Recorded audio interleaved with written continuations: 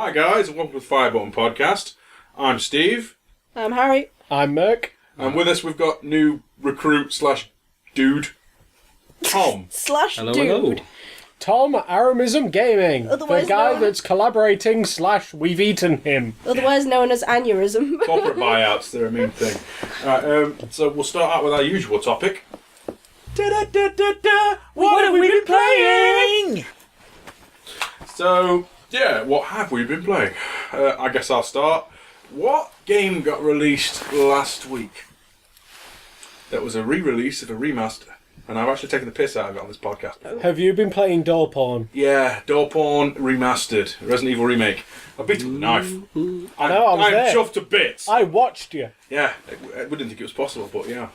You didn't think it was I possible. didn't think it was The possible. tyrant ended up some kind of like massive bitch. Yeah, but Plant 42 was easier.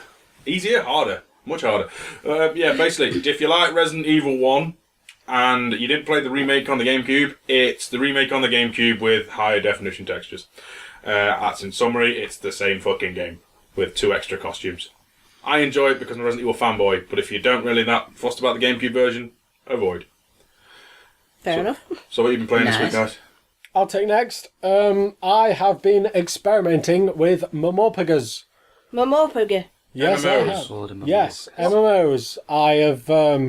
I'm a tight bastard, so I've only been playing the free ones. I gave Old Republic a try. That's quite fun. When I got the lightsaber. DC Universe Online. You're because a superhero now, and a Jedi. I'm a superhero and a Jedi, You're a Jedi, Harry. That's a wizard. and I've also been accompanying the intern, not the latest intern, my brother the intern. I've been playing Final Fantasy XIV with him. And out of the 3 of them, I've got to say, at the minute, I'm liking Old Republic and DC Universe because they're free, but in terms of the game, I do quite like Final Fantasy XIV. I'm just a bit begrudging that I'll have to pay like £8 a month to play it. Shit.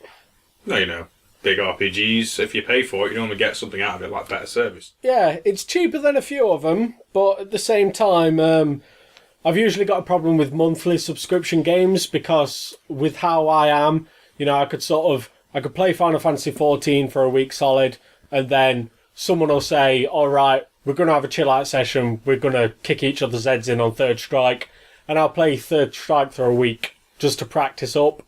And, you know, that's sort of like a week that I'm paying for Final Fantasy XIV for, where I'm not touching the game. Just play Final Fantasy 13, you play that for a couple of days, then your eyeballs will bleed out your sockets, and you think, I want to play a good game. Yeah, I do want to be able to see good games in the future, that's why I'm not doing that. Yeah, that's true.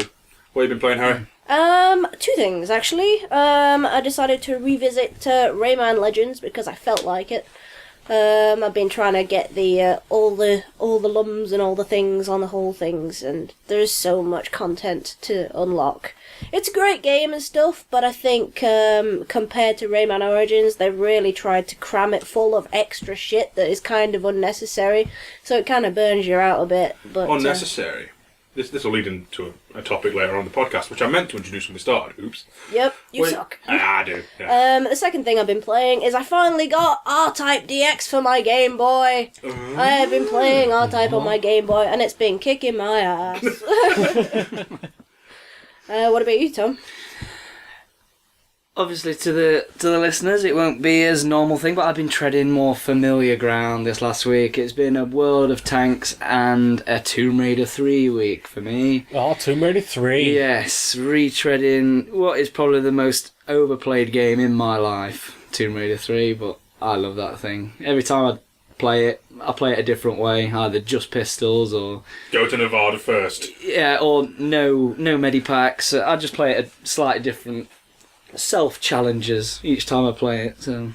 Yeah, well, these days we call that going for achievements. Yeah. Like, you know, beating a stupid game with a fucking knife, Resident Evil. Yeah. Damn So it, back in the Steve. day, kids, you had to make your own achievements. They don't flash up anymore. No. Pens and papers. 30G, fuck off, bragging rights at school. Right then, so our topics, our main topics for the podcast this week are overused game genres and underused game genres. Ew. So I think we'll start with overused and overplayed first, because it's a bit more aggressive. Can I go first on this one? Yes, you can go first. One thing that is massively overused: perspective shooters. I don't care whether it's first person or it's third person. Every fucking game that comes out as some kind of movie tie-in or whatever, it is always a shooter. Now, my big example for this is Harry Potter and the Deathly Hallows. If you turn Harry Potter into a third-person shooter, you need to take a good fucking look at your career. Because I shit you not, that game includes the following. One of your spells is a pistol. Another of your spells is a machine gun. You've got a spell that's a rocket launcher. It's Harry Potter! Levitate shit and solve puzzles! So sort your basically- fucking life out! Basically, they turned Harry Potter into a Doom mod. It's Harry Potter of war. I'm just picturing Harry Potter with a magical chainsaw hacking through people from Slytherin. That actually sounds fairly awesome, sorry. Dark Steve showing through there. Yeah, maybe. Okay, so what's your overused genre then, Tom? For me, I've always got a thing about just rebadged, usually sports games, but there are other culprits as well. Let's just change the cover and stick the year on it and send it back out. It'll be fine. We'll polish it a little bit. And the annoying thing is, as well, you know it will sell. Because people buy Yes. them. Exactly. Welcome to FireButton 2015, by the way. Yeah. Right. What is usually just a bit of a database update with like the last year in terms of football, the last year's new players and whatever. Yeah, and that's it. I can Package it, send it out. I can side with Tom on that because obviously recording behind the scenes, not uploaded yet. I've been doing a FIFA career mode for the channel, and basically FIFA 15 is FIFA 14, but some people have swapped what teams they're playing for. They said they were upgrading the goalkeepers. They're still shit. They said they were solving a crossing issue. They've put that fucking back in. You see, this is all just like speaking an entirely different language to me. Yes. I do not know what the offside rule is. Offside rule is if your attacking player is behind the defensive line, it is deemed invalid. As the ball is played. What? I thought the offside rule is where football is shit. You're not far wrong. But the problems that Merk is quoting, I think first arisen on FIFA 94. Pretty They're much, still yeah. there. Yeah. They're still there. They existed on the Mega Drive and they're still there today. Okay, Harry, what's your overused genre, dude? Well, since perspective shooters are already taken, I will have to say JRPGs. There are so many JRPGs, and I guess, you know, it's a genre attributed to an entire country, but, you know, there's like the hallmarks of JRPGs is bishy characters, fantastical costumes that make no sense, Many belts. many belts and buckles, and yeah, lots and lots of level grinding. You know, I do like JRPGs, but there are so many out there. So yeah, I'd have to say JRPGs. The last JRPG, and probably the only JRPG that I really like playing is Final Fantasy IX, and anything else I'm not really asked about, because, you know, once you played one, you played them all, right? Oh, Kingdom Hearts. It's kind of Final Fantasy with Disney, though, isn't it, really? Okay, so it's a JWRPG? Japanese and Western? I don't know. But, JWMMOQPG or MPG or... Yeah, what he said. JRPG for kids. A, B, C, D, E, F, G... No. Right, so my overused genre, I'm going to punch the irony button right in the fucking dick. Survival horror. I fucking love you. You're a great genre, but for fuck's sake, take a nap. Right, I'm sick of seeing just Slenders and, what is it, like Resident Evil clones, Silent Hill, you've got those as your poster boys, and you've got all your indie darlings like Slender, Amnesia, Five Nights at Freddy's, and if you want to cut your teeth as a new indie dev, it seems to be the easiest thing to do is create a horror game, ship it to YouTubers, the irony, we're YouTubers, and get famous. Why don't you try something else, something new? Something different other than just fucking creepy zombies or dudes with white faces who hover behind you and then turn you to static I sludge. think one of the things that makes that so tiresome is that, I know it's probably just me, but I think a lot of survival horror games just are not scary at all. No. Yeah, I agree with that. It's just gory shooters. Yeah, I think Or gory runawayers. Yeah. Survivor horror has sort of turned into a genre where it's basically you will get things that will occasionally pop out at you despite how heavily armed you are. And that sort of takes the survival out of it. It's basically creepy shooters. But, Creepy shooters. well, it basically is. Gears of War with added spiders. Yeah, it's a shooter, but the thing you're shooting has already been killed the lights once. With the lights on. But to sort of like, I'm sorry if I'm getting a bit mathy on this podcast. I think in terms of what you were saying, a lot of the games that you mentioned, Steve, are valid. But I think one of the things that distracts from it are the clones of said games. Oh yeah, that just waters it down even more, doesn't it? Yeah, it's like when Five Nights at Freddy's was first released. Gosh. Oh. When that was first released, I'd never heard of anything like it. And some people might not like it, but it was new. It was unique. Yeah, it was new and it was unique. Well, I suppose in that it's not quite Night Trap. Well, New generation Night Trap. there wasn't another game that played like it at the time. No. But it's sort of... I'm genuinely not insulting indie developers here. I know quite a few. I'm friends with quite a few.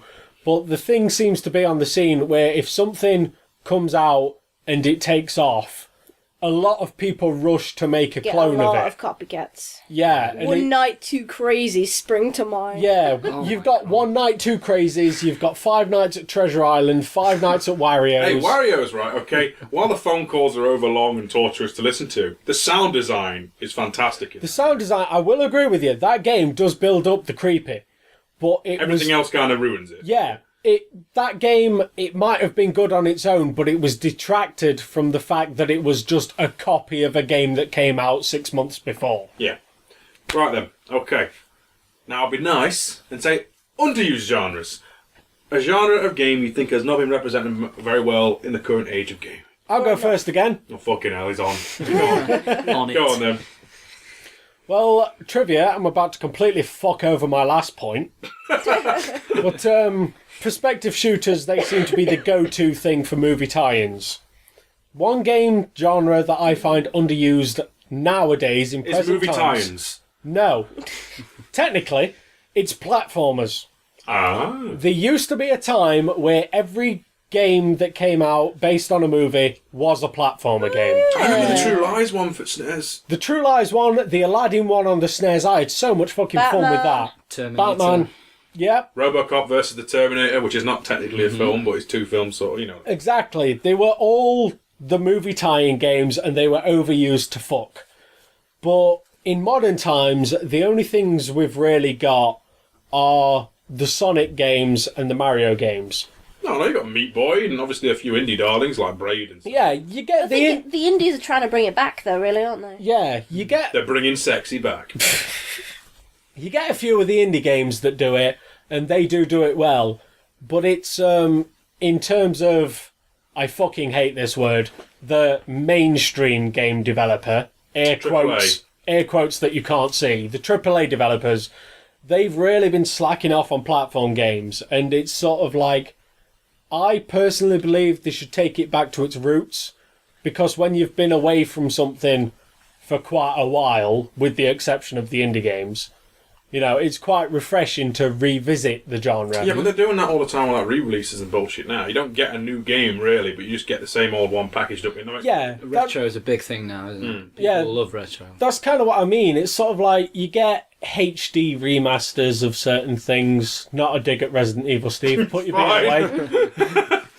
But, sort of making a new game, making an old game in a new dress isn't really mixing things up. It's just, you remember this from 10 years ago? Have it again. A lot of game developers, like your AAA game developers, don't want to take risks you know, they want to do something that makes sure is going to sell, and the best way to do that is just re-release something that they know is going to sell. Yeah, I agree with that. It's like FireButton recently covered the game Fahrenheit.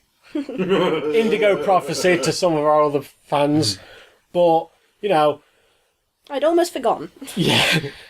Personally, I completed that game. It was like The Matrix that you couldn't watch because you were playing Simon Says. But that It's a game... funny looking Matrix, you've not seen the video.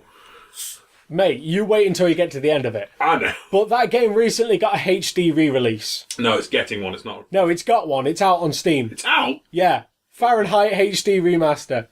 That is one game. Exactly. I cannot understand why that got re-released. Well, that's going to be on the top of my wish list now. Exactly. I'm going to stop ranting now and pass over to someone else. Okay. So, underused genre then, Tom. I'm going for a really strange one, because as I was thinking about it, not many sort of really sprung up, because ones that I do enjoy, there's usually quite a few of them. But one that I did enjoy a few years ago, which was LA Noire.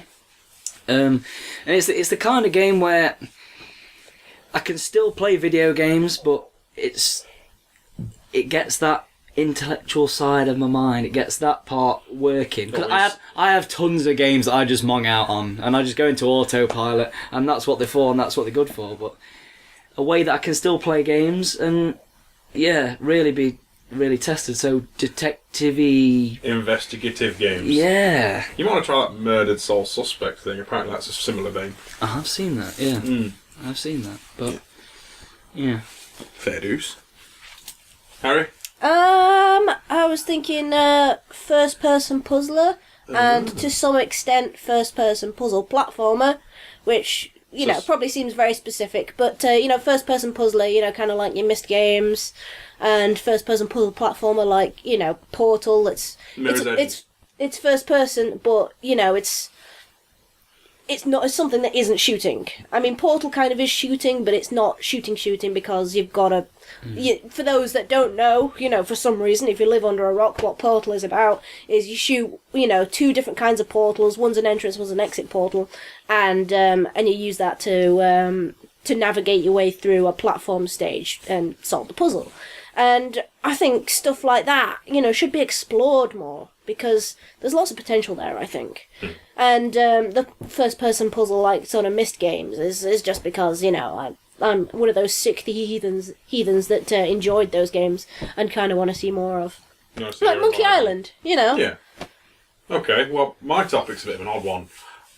It's medical games. Stuff about, you know, doctoring and stuff like that. No. You know? Like, That is a strange one for you, because you don't like surgery stuff. I don't either. it's something Steve- different. You don't see it very often, you know, like Theme Hospital and stuff like that. You're usually all for taking limbs off. Yeah, I'm That's the strange part. Well, I won't mind a game if it's not like Theme Hospital, but maybe more serious, or like a medical strategy sim or something. Just something that teaches you about helping people and stuff, and rather than dismembering them limb from limb, maybe put some more positive values into a game for once, as opposed to murder, death, loot, murder. Yeah, murder, a lot death, of, loot. you know, medical simulators, in quotation marks, tend to be about hacking and slashing for Oh, catharsis. maybe not the daftness of Surgeon Simulator. Are you trying to say that's not realistic enough for you? What, a Surgeon Simulator, where you just Yes. bat a fucking brain out? Yes. If you have to perform a brain transplant whilst in a space shuttle where everything's floating around, you'll be glad that you played that game. Of all the fucking examples you could use, you choose the one that was the biggest ball ache for me. Well, I guess that's that then. Well, this has been the FireButton Podcast. I've been Steve. I've been Harry. I've been Tom. And I've been Merk. Thanks for listening. We'll see you next time. Bye. Cheery bye. Bye. Bye.